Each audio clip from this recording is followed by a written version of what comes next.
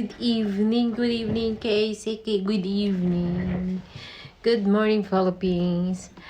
Bago tayo nakabisa tayo pantulog. Bago tayo matulog, mag-take tayo ng medicine. For rayuma. Joke lang. Pananakit ng katawan. Ay, nahulog pa siya. Para sa pananakit ng katawan, bawal i-mention ang name.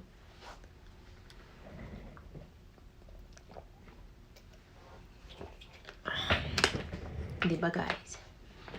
Pagkatapos niyan is maglagay ng labilo. Before matulog, nakilamos na ako ng sabon, tapos ginom na vitamins. Siyempre nakatoothbrush na rin. Pag nakilamos, nakatoothbrush na rin, ginom na ng gamot para sa mga sakit-sakit ng katawan, tapos naglabilo. Labino for shine, para mag-shine na yung lips nyo. Ganyan. Kahit hindi kayo mag-lipstick, maganda na siya. Ito lang ginagamit ko, Labello. Ilang years ko na nagamit ito ba? For 18 years. Labello lang talaga ang gamit ko. Cherry. Yan ang flavor. Tapos, naglalagay po ako ng Vaseline. Yan lang po, pag tulog ako, bago matulog, nag-half bath, tapos toothbrush, sabon sa mukha lang, tapos labelo, tapos mag-inom ng gamot para sa mga buto-buto. Diba? Para hindi tayo magkaroon ng sakit sa mga katawan pag matulog. Tapos, lalagay tayo ng cream. Hindi na lang natin pakita yung cream kasi bawal to guys. Ito siya. Bawal yan. Baka may pagalitan tayo na.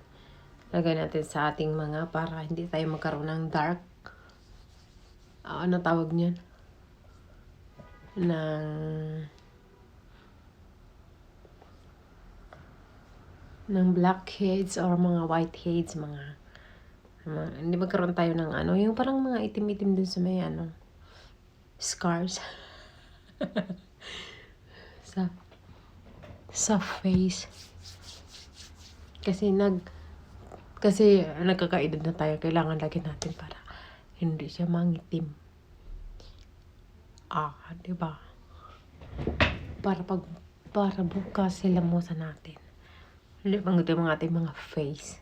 May tawag dyan sa atin yung parang nasusunog yung mukha. Yan, para iwasan yung ganun. Meron tawag yun. Hindi ko alam kung ano. Iwasan natin yan. Kasi nagkakaedad na tayo.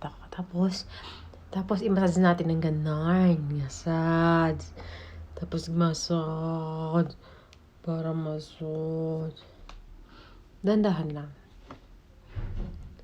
Alam mo, nakakatulong din to pag stress ka.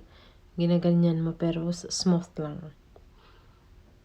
Nakakatulong yan pag may stress ka, tapos pagod ka, nakakatulong din tong pagmamassage dito sa face. Ganyan din, pwede din ganun. Para mawala yung mga stress. Hindi lang sa face, sa mga katawan din pwede din ganyan. Basta true. Oo. Tapos na-improvein ko yan. Diba? Vaseline kasi kahit anong trabaho natin, maganda pa rin ang ating mga hands. Guys, ganyan guys. Yeah, eme lang pero totoo yan. Tapos drink tayo ng more water. Tapos, mag-set muna tayo. Sit down muna. Nag-upo muna tayo na 15 minutes before mag-lay down. Matulog before magiga sa bed. Diba guys? Thank you for watching. Bye-bye. God bless. Happy New Year again.